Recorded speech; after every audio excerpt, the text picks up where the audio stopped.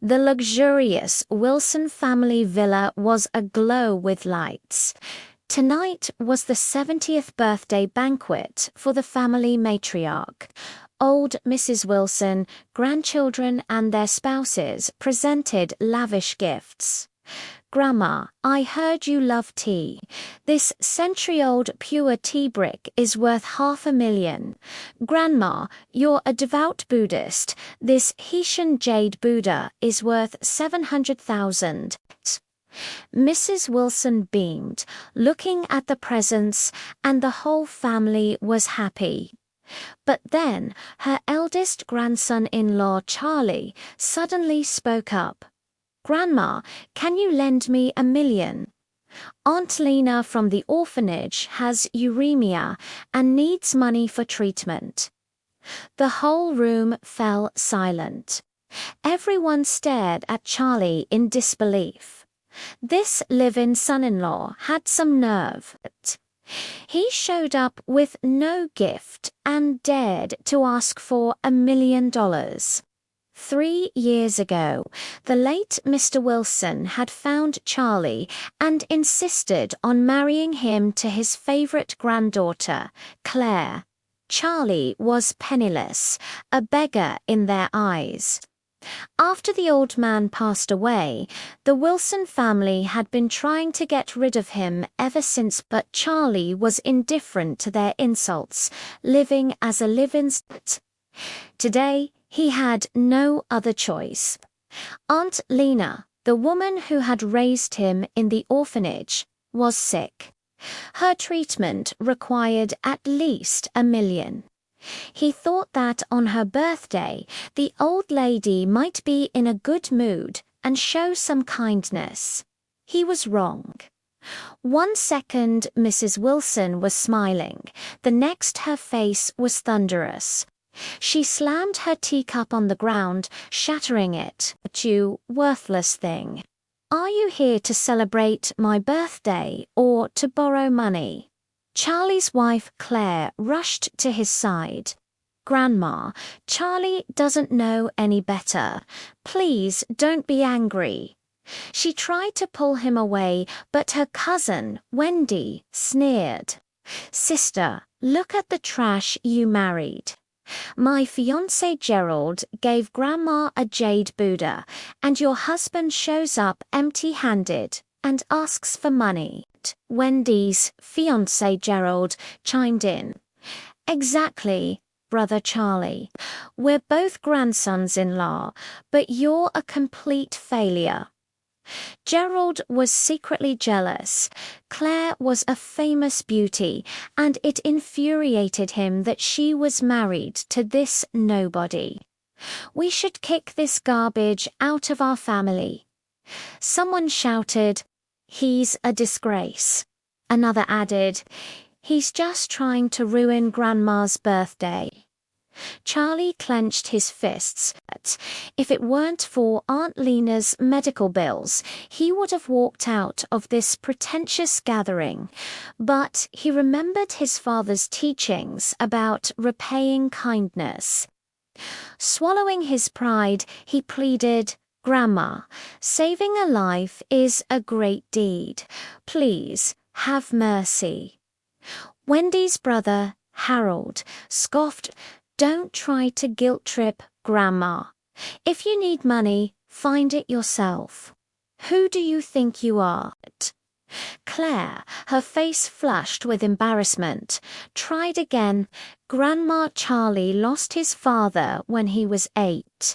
Aunt Lena raised him. He just wants to repay her kindness. Please, help him." Old Mrs. Wilson's face was dark. "Help him. Fine. Divorce him and marry Mr. Jones. If you do, I'll give him the $1 million right now." Mr. Jones was a wealthy suitor who had been pursuing Claire. The Jones family was far more powerful than the Wilsons, and the old lady was desperate to forge a connection. Just then, the butler ran in. Mr. Jones has sent a birthday gift, a $3 million jade amulet. Mrs. Wilson's eyes lit up. Bring it here, let me see. The butler presented an emerald green amulet, so flawless and clear it took everyone's breath away.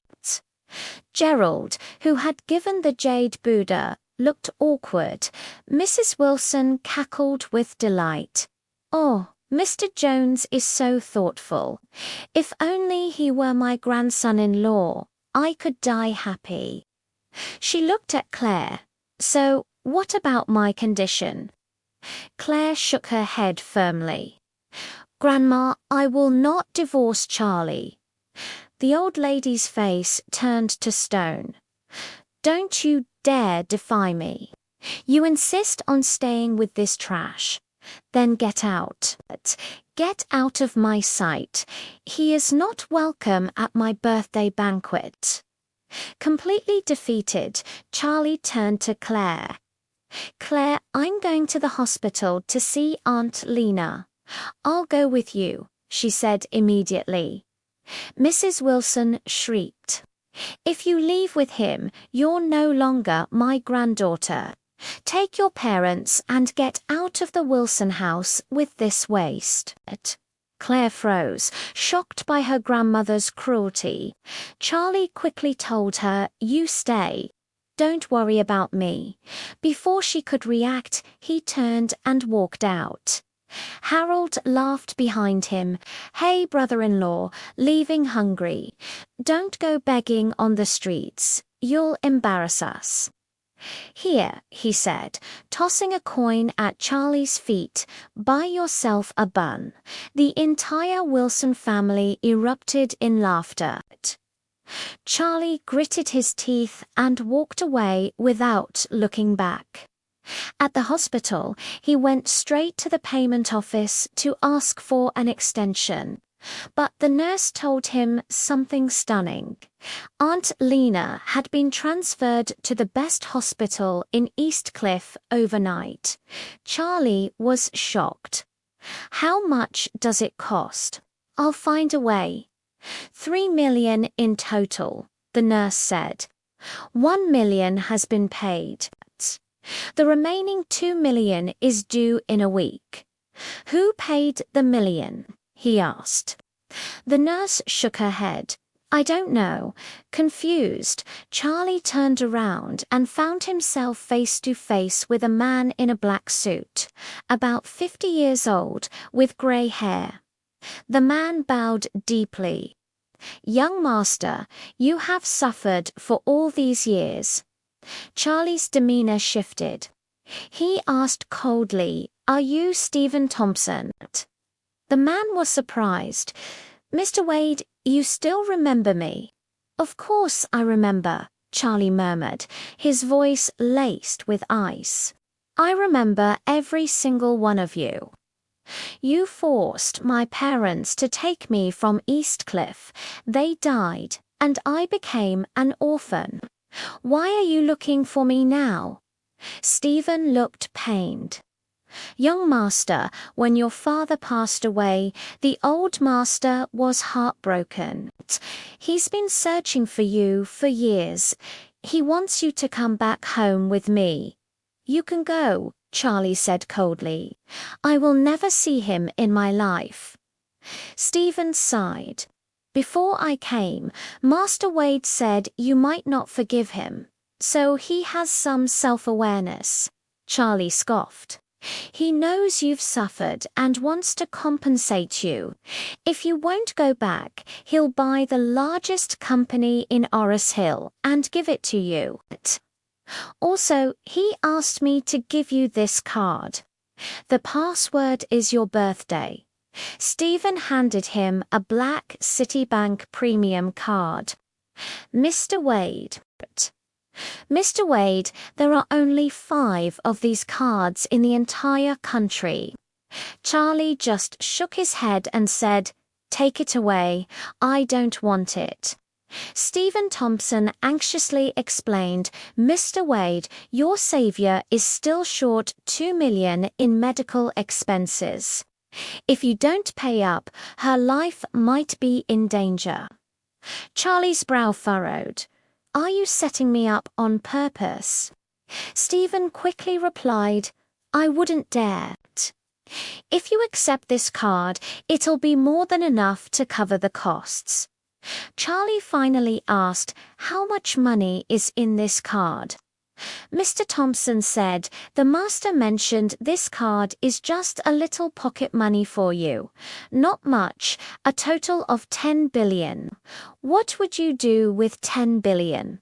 Let me know in the comments. Thanks for watching, and don't forget to subscribe for the next chapter.